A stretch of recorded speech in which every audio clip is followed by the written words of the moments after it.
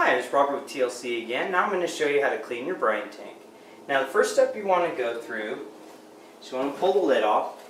The best thing to do with a brine tank is you want to make sure that the salt level is low, because there's a lot of weight in these depending on the water, how long it's been sitting, how much crystals is down in the bottom. So the next thing you want to do is you want to pull the float out. It's inside this tube, and you pull up the float.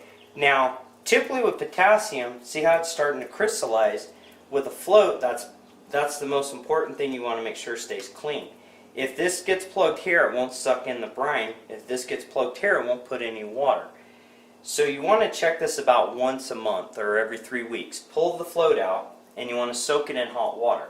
The other important thing too here, if you look at the float, you see how it's cockeyed. That's bad, because what happens is it overflows.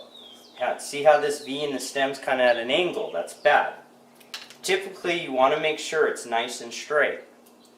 There's a measurement from the bottom of here to the top of here. Now if you're using potassium, it's 8 3/4. If you're using salt, it's 7 3/4. Okay, next thing you do, once you pull the float out, I use 2 5-gallon buckets. The reason is I put whatever salt's in there. Anything above the grid plate you can save. Anything below it's garbage. So I take all the salt out, whatever's in, and I put it in a bucket.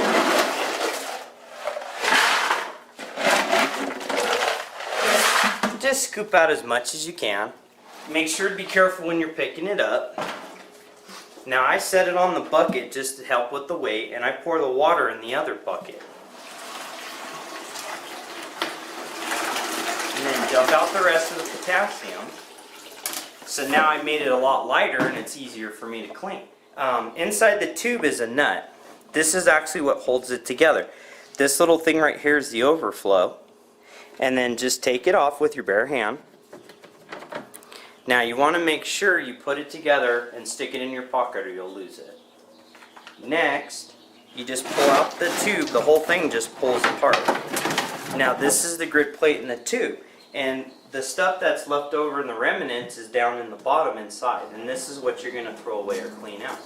Now we're going to take it outside, because typically wherever you clean this is going to leave a little salty residue. Usually it's best to do it in the rocks.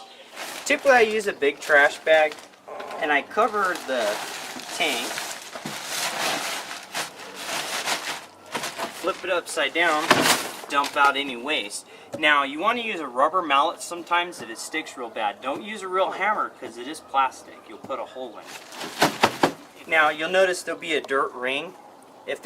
That's typical. That's from the salt or potassium. It's going to leave a dirt ring.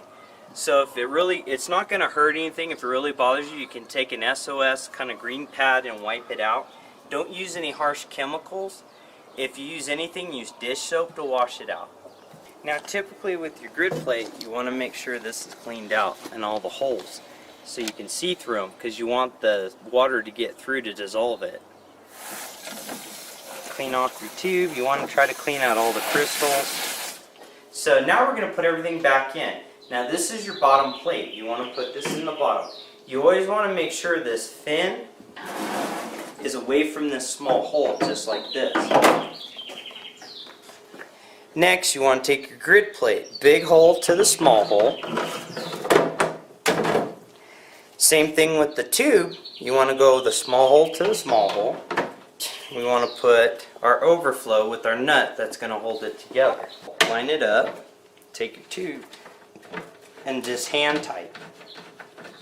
Now we want to take our float, set it back in.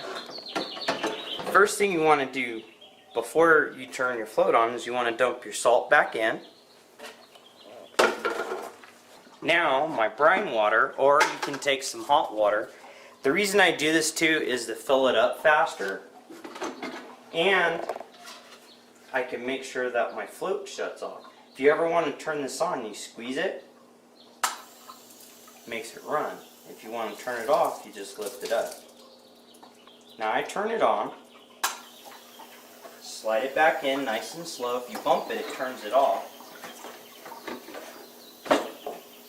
Now I'm going to take my water and pour it back in.